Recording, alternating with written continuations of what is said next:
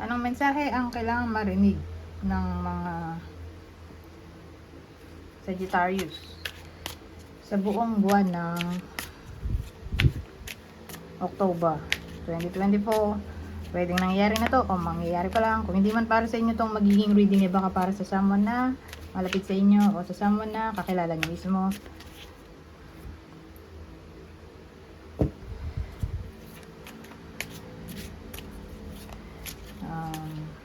Baka may lumabas na gender mamaya, gawin nyo na lang energy, masculine at feminine energy. Pwede rin naman na, huwag nyo na pansinin yung gender. Hindi ko alam kung anong lalabas, kung positive ba o negative ang magiging reading, depende sa kung anong mapipick up kong energy mamaya. Anyways, kung hindi mag-resonate sa inyo to, edi i-adjust nyo na lang ang video, hanapin nyo to. Kung hindi pa rin, edi dito na. Ito ang last deck natin.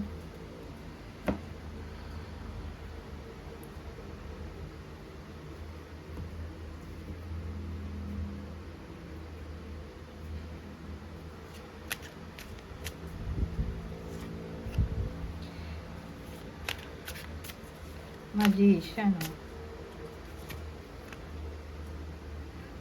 Ano yan?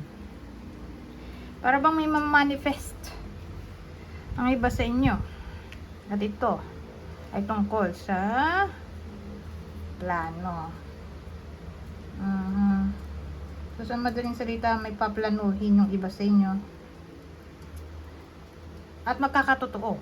Kasi usually kapag pinalano, kung ano pa yung pinalano, yun yung hindi natutuloy. Diba? Kaya maganda kung biglaan na lang.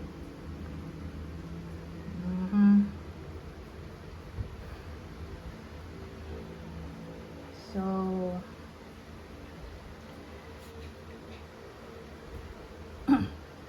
ano pang maiisip ko dito?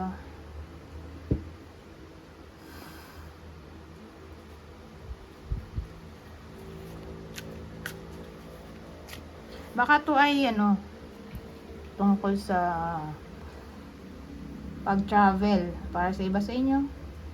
O migration. Immigration. Pwede rin. So sabihin natin naka-schedule na to. Yung traveling, migration, immigration, basta pag lipad sa ibang bansa. O, yan. O, pag travel na nga lang in general. Tuloy ito, matutuloy.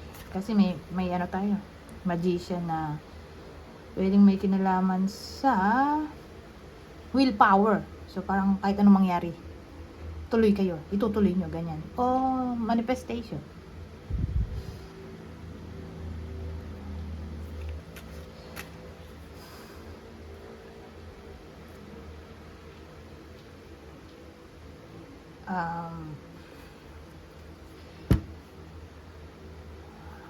Ano pa ba? Punta na tayo dito. Ay, sige. Isa pang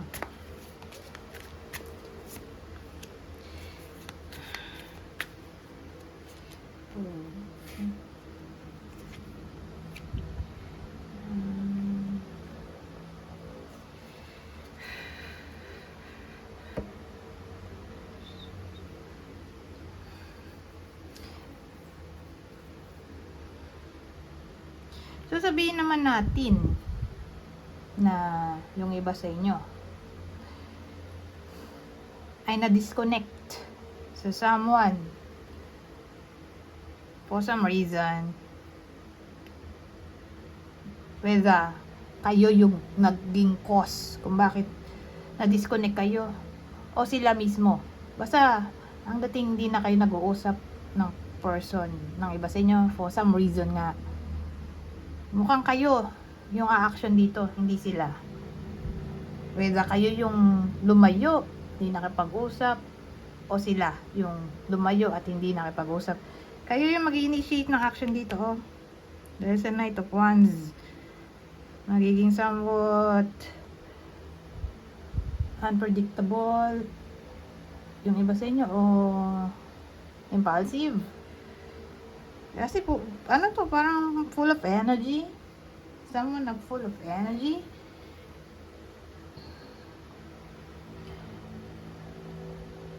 Tingin ko kayo to. More like kayo to. O sabihin natin nagpo-procrastinate yung iba sa inyo. So ito, hindi na kayo magpo-procrastinate at haharapin nyo na ang problema nyo o susolusyonan. Kasi ano to, action card. Lalo't night. So night ay ano, progress. Ni-represent niya yung ano, movement. So sabihin natin ayaw nyo makihalubilo itong mga nakarang araw, gusto nyo sa bahay lang. Eto, lalabas na kayo ng bahay at magiging extrovert na. From introvert, magiging extrovert naman. So may progress, di ba?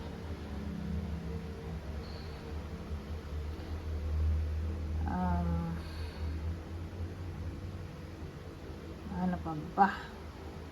Magandang explanation.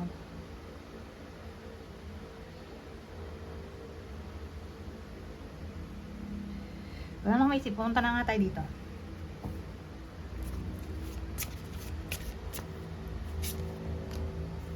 Commerce. Magbibenta yung iba sa inyo. At ang ibibenta nila ay ang kanilang knowledge. So probably ano to, coaching, counseling. Nire-require lang ay isip. Hindi nila kailangan maging physically present. Ang kailangan lang nila ay knowledge, boses. So baka magbenta yung iba sa inyo ng course, ng ganito ganyan. Online, as in boses lang yung puhunan, knowledge at boses. So pwedeng ganon, online product. O pwedeng coaching, counseling. Ano pa ba yun? Yung through call lang, video call.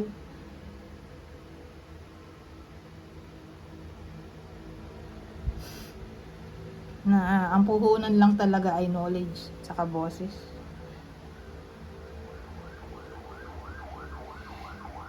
Ayun lang, kayo na mag-isip. Pero ganun ang naisip ko dito. Ibebenta ng iba sa inyo yung knowledge, kaalaman, wisdom.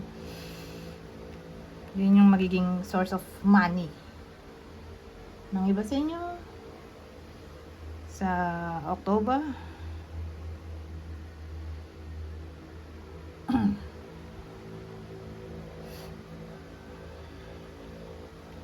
Teaching, di ba? Pag teaching course, pwede rin. O para sa iba sa inyo, halimbawa lang,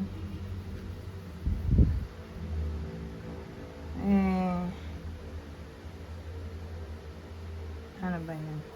Halimbawa sa doktor. Yung mga doktor, ano, online na din ang panggagamot. Pwede rin. Para sa iba sa inyo.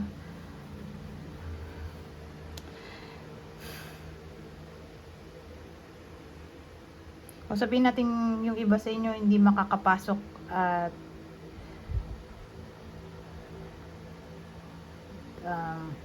papasok na lang siya sa pamamagitan ng computer. So hindi man siya physically present, at least nasa computer siya na pwedeng matanong, 'di ba? Ng mga kung ano-ano. So present siya sa internet. O ganun, pwede mo siyang kausapin through call, video call, through text. So yun, basta yun, ganun. Yung iba sa inyo, whether kayo mismo to o ito yung may encounter nyo.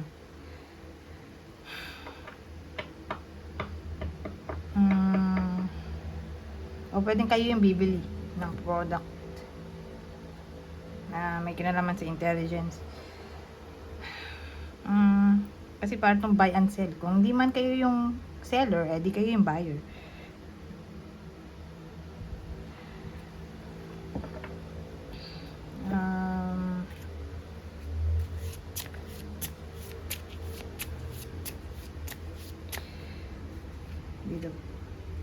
ito na nga. Last deck na to.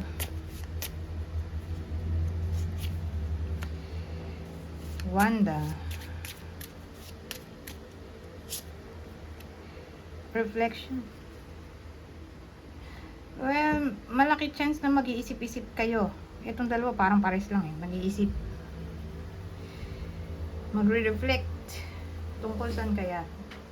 Ito, gamitin natin tong clarify ko. Ano tong pag-iisipan ng iba sa inyo tungkol sa ito, basahin ko na lang. Itong mapapaisip-isip ang iba sa inyo tungkol dito. Sa good luck, destiny, change, karma, soulmates. Oh, soulmates din pala ang Wheel of Fortune. Decisive moments, cycles of life, fate, fortune, upheaval, chance. So ito yung mga topic na pwedeng pag-isip-isipan ng iba sa inyo sa buwan na to ng October. Siguro mapapaisip kayo tungkol sa blessing. So dahil mapapaisip kayo, magiging determined yung iba sa inyo na kunin tong blessing na sinasabi ko, fortune. Anyways, hanggang dito na lang. Goodbye